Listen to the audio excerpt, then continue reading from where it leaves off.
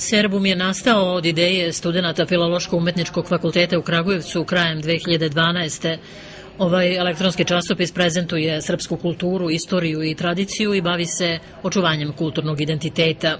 Krenuli smo od Filološko-umetničkog fakulteta, sada imamo već neke saradnike sa drugih univerziteta, imamo veliku podršku profesora.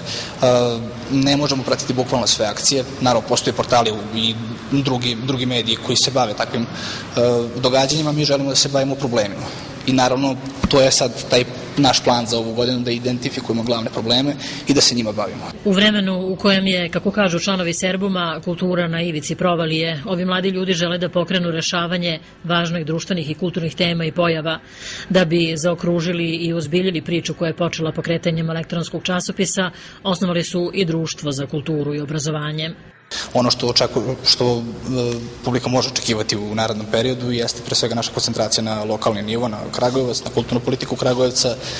Vratit ćemo se, odnosno reaktualizovat ćemo akcije koje smo imali u ranijem periodu, kao što je prikupljanje potpisa za kuću Đure Jakšića. Ta akcija, nažalost, nije bila uspešna, tada nismo ni dobili pažnju lokalnih vlasti i nismo mogli da budemo saslušani zbog verovatno toga što nismo bili zvanična organizacija.